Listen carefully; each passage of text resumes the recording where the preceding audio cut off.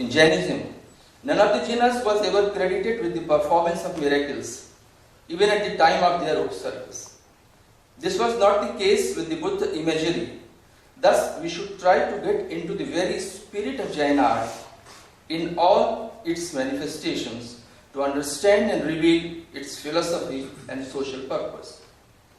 Holistic study of Jain art is the need of time, which will enable us to assess and analyze the process and nature of mutual interactions.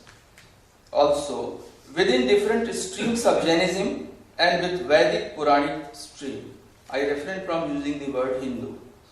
The Jain acharyas and artists assimilated the deities and mythological characters and religious elements such as Lakshmi, Saraswati, Ganesh, Ashtadikpalas, Navagrahas, Kshetrapal, epical characters like Ram, Krishna, Balaram, either directly or with some changes from Vedic Puranic stream.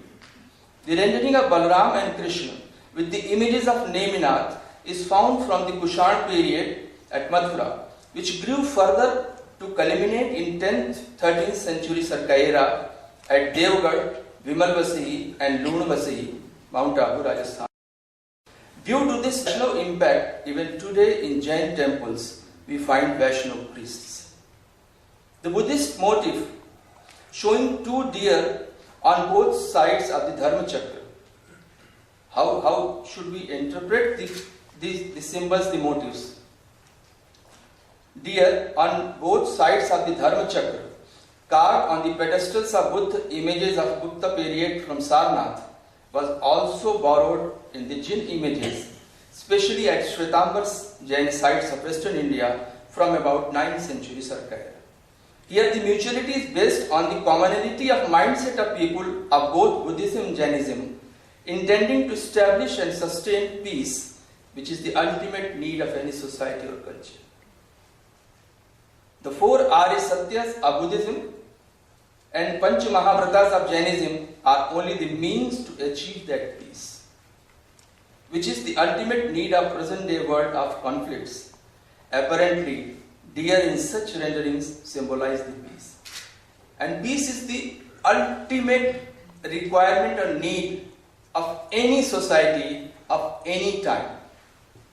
And for this, we have a wonderful passage in Yajurveda Shanti Mantra, which says, may sky be peaceful, may atmosphere be peaceful, may earth be peaceful, may water be peaceful, may medicinal herbs be peaceful, may plants be peaceful. So ecology is there, the entire world is there, and the desire is of the ultimate peace.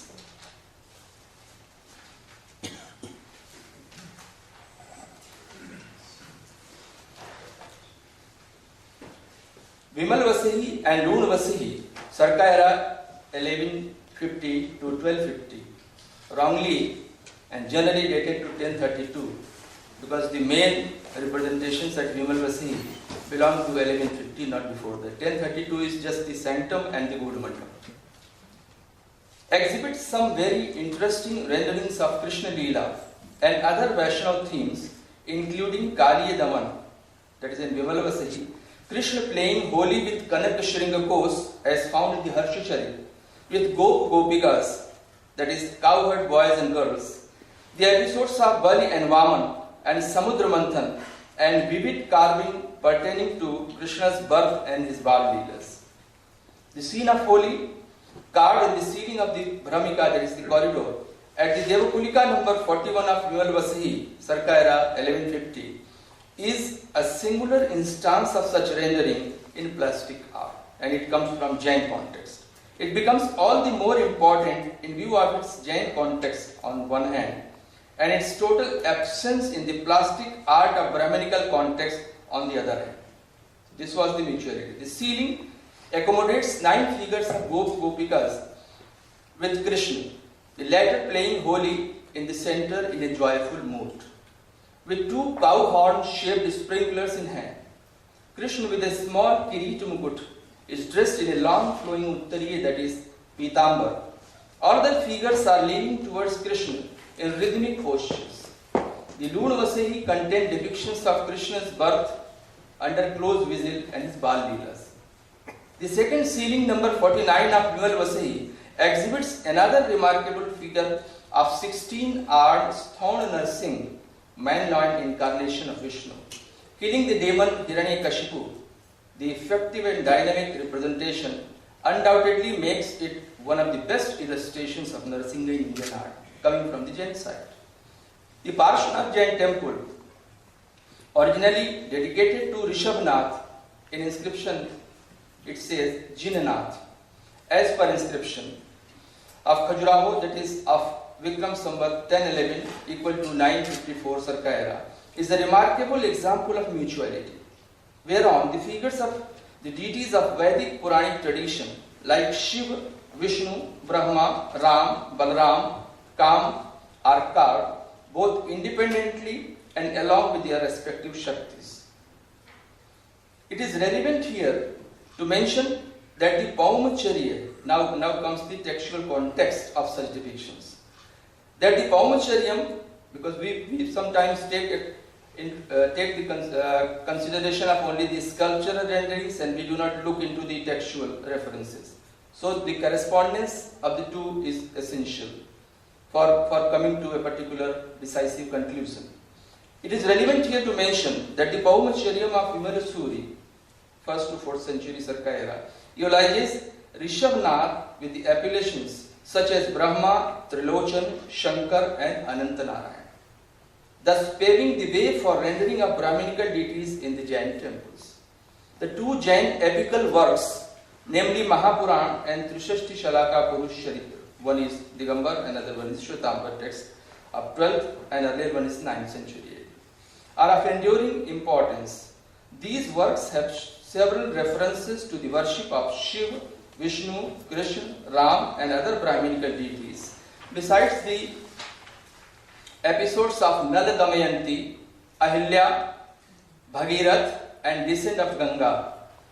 Jain Acharya Hemachandra of 12th century Sarka era, patronized by Kumarpal Chaulukya, not only visited Shiv temple but also composed verses in praise of Shiv.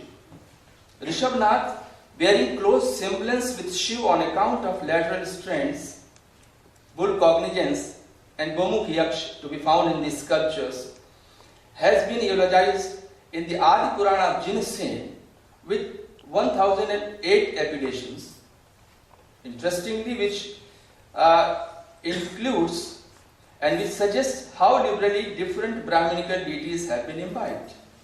These names include Swayambhu, Shambhu, Shankar, Sadyojat, Trinetra, Jitmanmat, Tripurari, Trilochan, Shiva, Ishan, Bhutanath, Mrityunjay, Maheshwar, Mahadev, Jagannath, Lakshmipati, Dhata, Vidhata, Hiranyagarbha, Vishwamurti, Vidhata, Pitamah, Chaturanand, Indra, Mahendra, Surya, Aditya, Kuber, Vamandev, Ram and Krishna. Adi Puran, chapter 25, Shlok 100 to 217. In view of the above references of Jain texts, one should not be surprised to find the rendering of Brahminical deities on the Jain temples of Khajuraho, that is on Parshvanath, and Dilwara. The figures of Ram Sita with Hanuman on Parshvanath temple, along with the episodes of Ramayana, such as Sita sitting in Ashok Vatika with Hanuman, and the abduction of Sita by Ravana, mentioned in Paumacharyam, are also interesting to reveal sectarian mutuality. The Paumacharyam also mentions that none else but Jineshwar only is capable of explaining the Ramcharit in its totality. On the other hand, Ram is credited to have built Jin temples, and during the course of his exile, he used to have stayed in the Jin temples of Chandraprabha, Shantinath and Munisukra. And here comes the mutuality.